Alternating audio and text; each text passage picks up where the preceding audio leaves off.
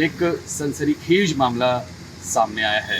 दरअसल सीसीएल में कार्यरत मुंशी साव जो बिजली विभाग में थे, पिछले 5-6 दिनों से गायब थे और बीते दिन उनका जो कुजू एरिया का घाटो रोड है वहाँ पर उनका शव मिला है।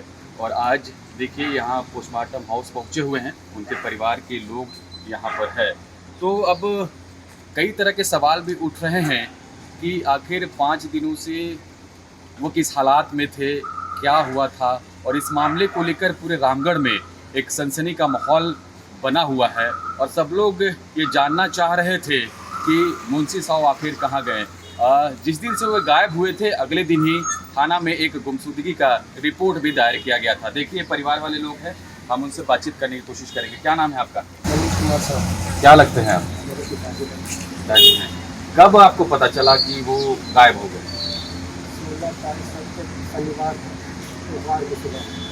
कितनी तारीख? 17 तारीख। 17 तारीख को।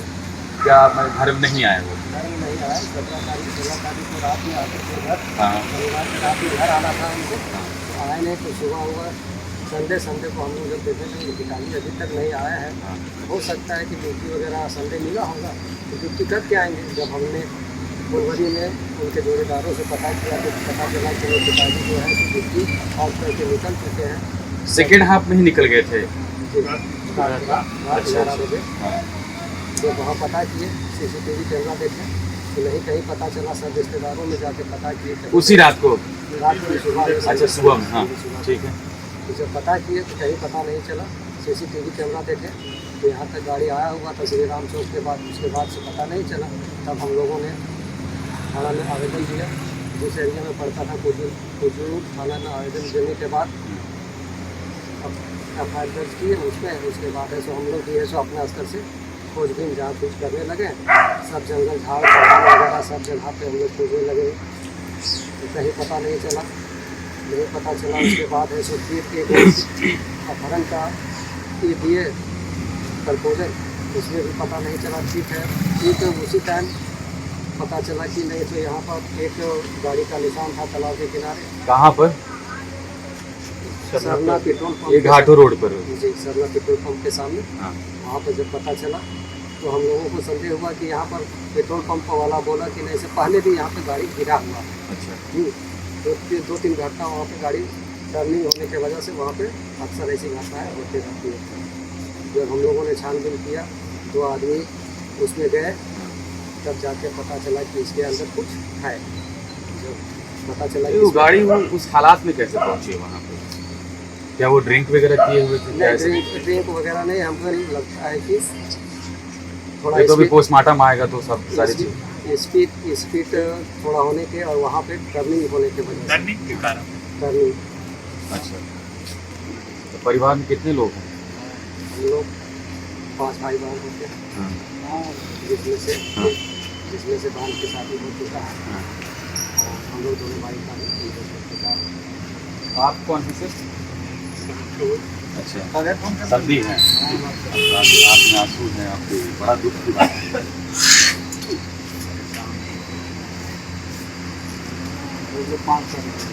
कब आपको पता चला? 17 तारीख को सुबह 8 बजे उधर से फोन आया कि ऐसे ऐसे बात। कौन फोन किया? तो जब फोन आया तो हम भी आ सके। कुछ कोलियरी गए तो वहाँ देखते उनका 11 बजे रात में, शनिवार के 11 बजे रात में उनका चेकआउट है। वो काम करने के बाद निकले हैं। उसके बाद एक और होटल है वहाँ राम चौक में, वहाँ पर ही कुछ खरीदे हैं जो गाड़ी के साथ ही निकला था। तो एक था पनीर तो खरीदे। वहाँ जब CCTV फुटेज पता चला उससे आगे हम लोग जब छानबीन किए तो मोरपा महिला हाई स्कूल है उसके आगे, उसी एरिया से जहाँ से ऑफिस से घर आते थे। ठीक। तो उस एरिया में देखे कि CCTV कैमरा है तो उसको जांच किए तो पता चला यहाँ से गाड़ी क्रॉस किया है। और क्रॉस किया है उसके बाद हम लोग सरना स्थल के बाद 2 तरफ की रोड जाती है, एक घाटों तरफ, एक नया मोड़ तरफ। उसके बाद हम लोग कहीं पूरा 3 दिन से चेक किए, 2 दिन तो नहीं मिला कहीं वैसा कैमरा हम लोग को नहीं लगा कि जो कवरेज करके बताए। इसके बाद हम लोग एक आवेदन दिए गुमशुदगी का कुजू OP में, उसके बाद फिर हमने अपने स्तर जितना रिश्तेदार थे और कोई अगल बगल जो हम लोग कोऑपरेट किए, उनके साथ हम लोग 5 दिन तक पूरा लगातार जहाँ सब जगह खोजबीन। सब जगह आसपास में जहाँ जाने लायक था, जहाँ संदेह था, वहाँ तक हम लोग खोजबीन किए। तो उसके बाद जब हम लोग 5 दिन हो गया तो थाना प्रभारी बोले कि एक ऐसा है, अब 4 से 5 दिन मामला हो गया, ये हो सकता है अपहरण का हो सकता है। अपहरण का एक आवेदन दिए थाना में। आवेदन देने के बाद फिर थाना प्रभारी और ये थाना पर भी आए तो बोले देखो यहाँ हम लोग को भी शंका हुआ, उनको भी शंका हुआ, तो यहाँ देखो कोई गाड़ी लगता है कि तालाब में गिया है। तालाब में जब गया तो सबसे पहले किसने देखा?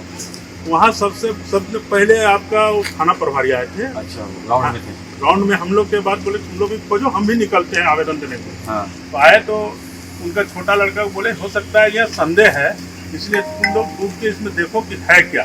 तो रात होने की वजह 7 बज रहा था, 6:30 बज रहा था, तो पानी की वजह से वहाँ इंक्वायरी नहीं हो पाया। एक लड़का हमें उन्हीं का रिश्ता में भतीजा लगता है, उनके साला का बेटा है, वो लड़का तैरने उड़ने जानता है, तो वो घुसा शाम के वक्त। शाम में जब घुसा तो उनको पता किनारे किनारे देखे तो पता नहीं चला। हाँ।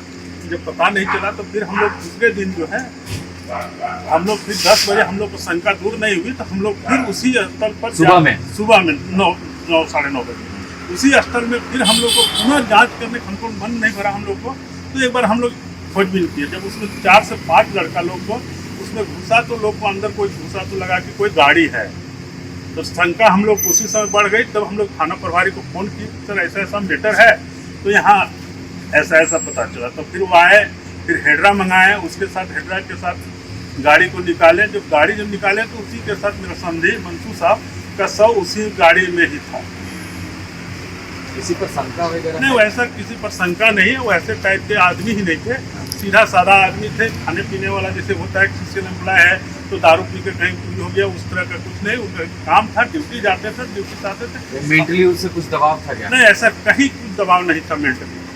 तो वो आते थे ड्यूटी से, उसके बाद वो गाय रखे हैं उसी में लग जाते थे, उसका भी मन लगता था। कभी खेत की है तो खेत उसमें चले जाते थे काम। कितने सालों से कार्यरत थे? वो करीब हमको लगता है कार्यरत तो नहीं, लेकिन 55 साल के हैं। अब कितना दिन ड्यूटी हुआ ये हमको जानकारी नहीं है, लेकिन उम्र 55 साल की लग हुई है। तो आगे परिवार में कैसे फील? अब परिवार में सीसीएल से हम ही मीडिया के माध्यम से कहेंगे कि जो प्रोसेस है उसके आधारित आदमी को एक नौकरी और जो उनका मुआवजा होता है, सीसीएल से गुजारिश करेंगे कि जो प्रतिक्रिया है वो सीसीएल इनको दें ताकि इन लोगों का जीवन यापन अच्छा से चले।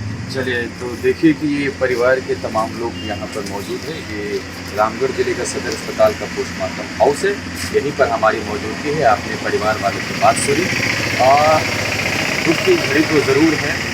जिस तरह से घटनाक्रम हुआ, सारी चीज़ों को आपने